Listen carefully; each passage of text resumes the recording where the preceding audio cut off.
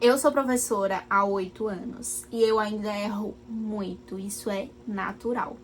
Mas hoje eu vou contar para vocês algumas coisas que eu gostaria de ter aprendido mais cedo.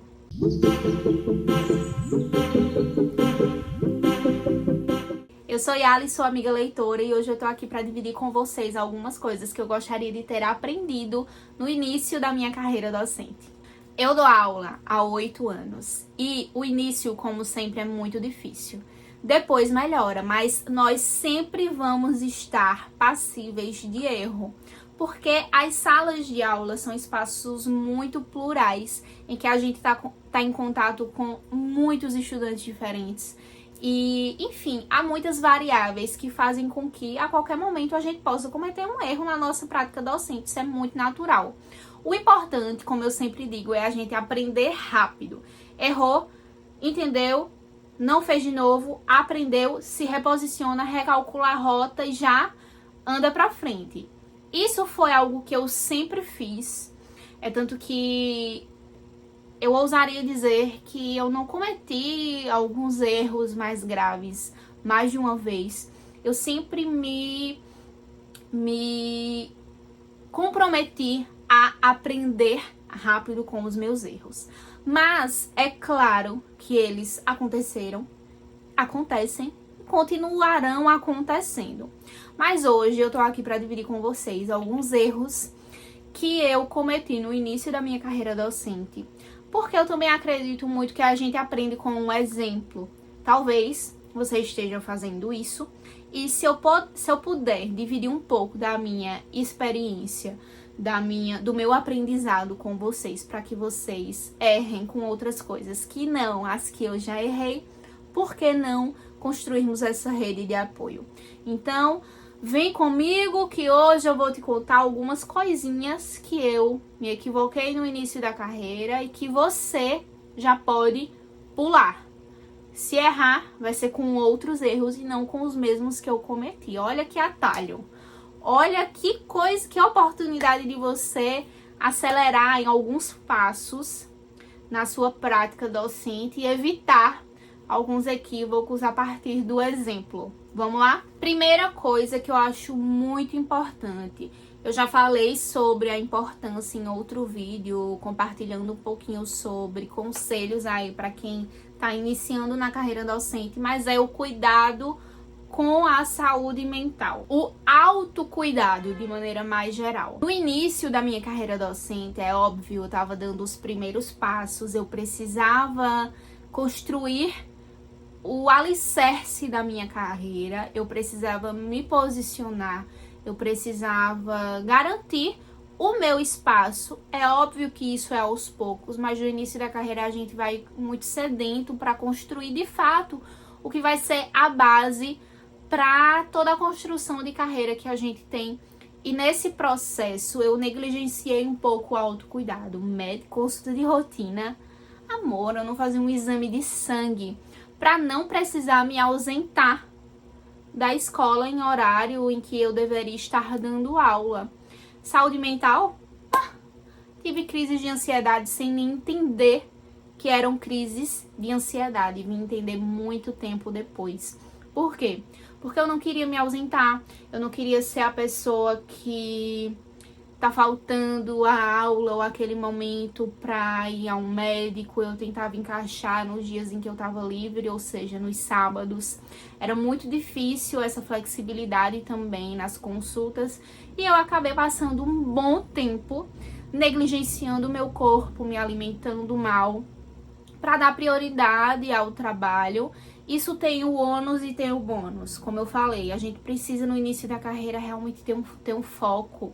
E a gente vai com muita sede ao pote, com muita gana, porque são os primeiros passos na construção da nossa carreira, mas não precisava ser tão radical. Eu não precisava ter descuidado tanto da minha saúde física e mental para isso. Ninguém ia morrer se eu me ausentasse uma manhã para ir ao médico, sabe? Mas na minha cabeça eu achava que isso poderia passar uma imagem de descomprometimento que eu não queria passar. E eu entendo Quando a gente tá trabalhando em um lugar e que a gente, obviamente, aquilo é o nosso sustento e que a gente tá ali batalhando e a gente precisa trabalhar, a gente acaba realmente fazendo escolhas. E não é sábio escolher o seu trabalho em detrimento da sua saúde mental, porque depois você vai ser cobrada por isso. Eu entendo que muitas vezes a gente acaba evitando mesmo pedir para sair, marcar uma consulta no horário em que a gente estaria trabalhando, porque a gente sabe que isso pode nos colocar numa berlinda quando a gente pensa no trabalho, quando a gente pensa na instituição, a empresa que está nos contratando, enfim, são muitas camadas. Mas, se você tiver oportunidade, se você tiver flexibilidade, não deixe de cuidar da sua saúde física e mental em detrimento do trabalho, principalmente no início da carreira, porque o seu corpo, ele vai se esgotar, depois vai ser pior.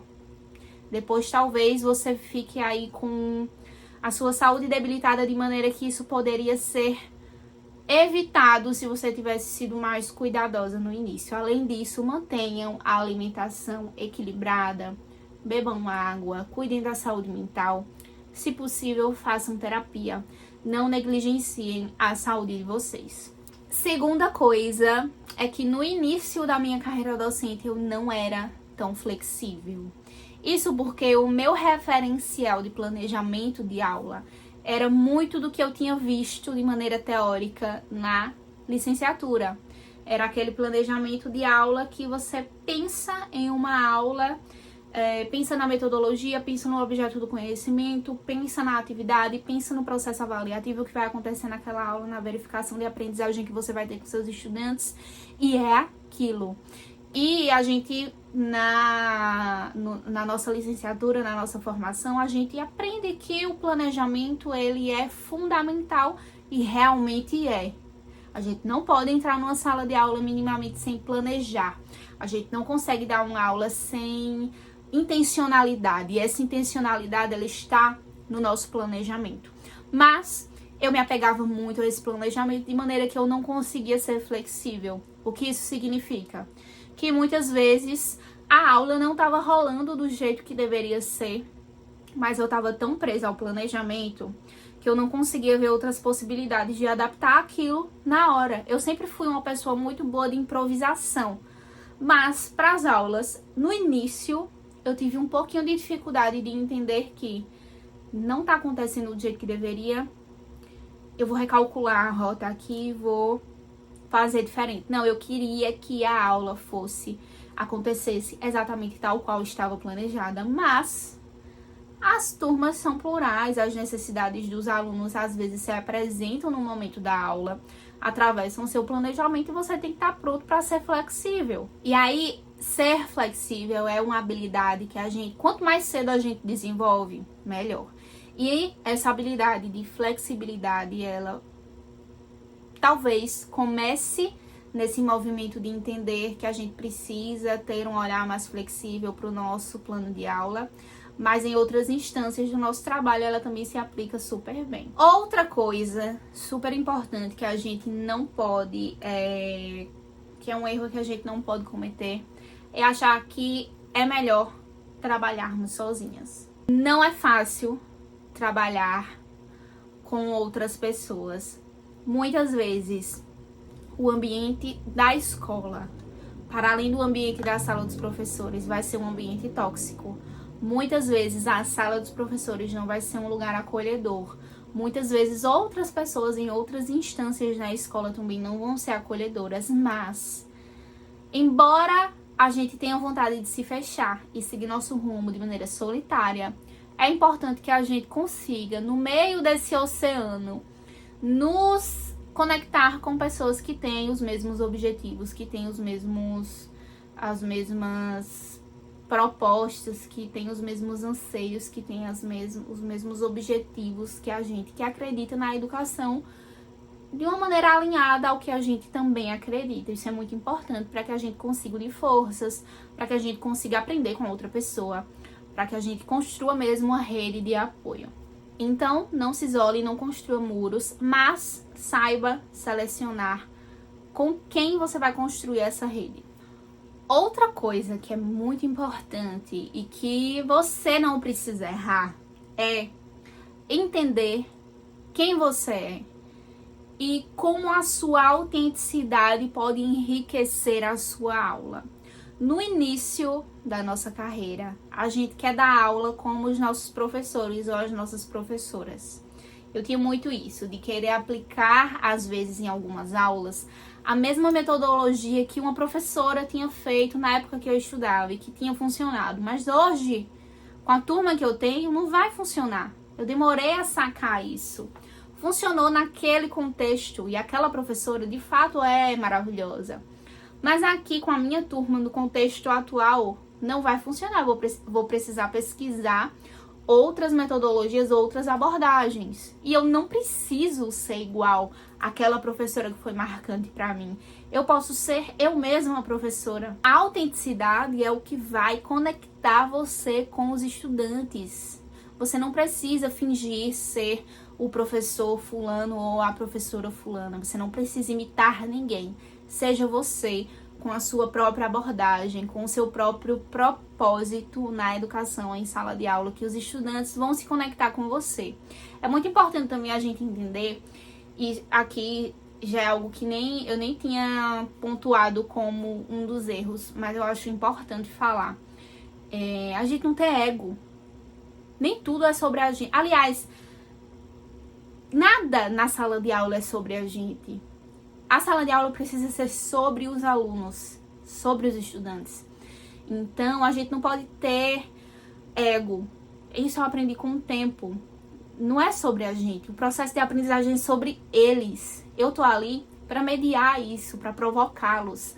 Vai ter estudante que vai gostar da minha abordagem, vai ter estudante que vai se identificar com o meu jeito e vai ter estudante que não vai se conectar comigo. Mas vai ter outro professor que vai se conectar com esse professor. Eu não preciso ser a salvadora da pátria e ser a mãe da turma com 50 estudantes e todos precisam gostar de mim. Alguns vão gostar, outros não vão gostar, mas vão encontrar conexão com outro professor, com outra professora e tá tudo bem. Se eu conseguir me conectar com um estudante e conseguir aconselhá-lo minimamente, conseguir provocá-lo a aprender algo, conseguir motivá-lo, já tá excelente, já tá de bom tamanho. Se tem um estudante com o qual eu não tenho tanta abertura, com o qual eu não tenho tanta conexão, mas eu sei que ele gosta daquela outra professora, daquele outro objeto do conhecimento, eu vou chegar junto dela e vou dizer, o estudante tal tá um pouco fechado, eu sei que ele gosta das suas aulas, eu sei que ele gosta das suas atividades. Tenta entender o que é que tá acontecendo com ele, é algo que a gente possa ajudar. Tenta entender por que ele tá assim, ou o que é que você tem feito que tem despertado a atenção dele que eu também possa aplicar nas minhas aulas. E é isso, e tá tudo bem. É pra gente, o centro do processo tem que ser o estudante. A gente não pode estar num pedestal achando que todos os estudantes têm que nos amar. Que nós temos que ser o favorito ou a favorita de todos. Que se um estudante não gosta de mim, ele que é péssimo. Isso não existe. Ele talvez não tenha se conectado comigo, mas ele vai se conectar com outro professor. E não é sobre mim. Mesmo que ele goste muito de mim, se identifique com o que eu tô levando para a sala de aula, mesmo assim não é pessoal. Eu tô ali para fomentar o conhecimento. Que bom que ele se identifica com o que eu levo para a sala de aula, mas se ele não se identifica, eu vou continuar tentando, mas não é sobre mim e não precisa ser sobre mim. E se eu tenho outro professor que consegue se aproximar daquele estudante, eu vou me unir àquele outro professor para tentar alcançá-lo e não criar uma rivalidade com outro profissional e com um adolescente, com uma criança, achando que é algo pessoal. Então, na sala de aula também a gente tem que se despir um pouquinho desse ego. Não é sobre a gente, é sobre o processo de aprendizagem do estudante. Todos nós tivemos professores marcantes, eu tive professoras incríveis que me inspiraram. Se eu conseguir ser uma professora marcante que inspira estudante ou uma estudante já tá ótimo, eu já fico muito feliz. E se eu conseguir também ajudar um estudante que tá com dificuldade no processo de aprendizagem dele e conseguir no fim verificar que ele deu um passo, isso também já é muito importante. É para isso que nós estamos em sala de aula. E isso traz pra gente um conforto, né? Isso traz pra gente uma alegria muito grande.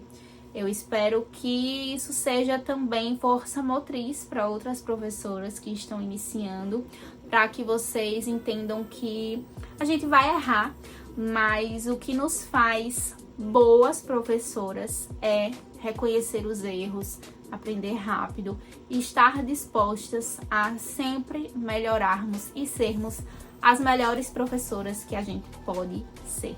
Me conta aqui nos comentários se você já teve algum aprendizado importante no início da sua carreira como professora e quer compartilhar. Um beijo da sua amiga leitora e até o nosso próximo bate-papo.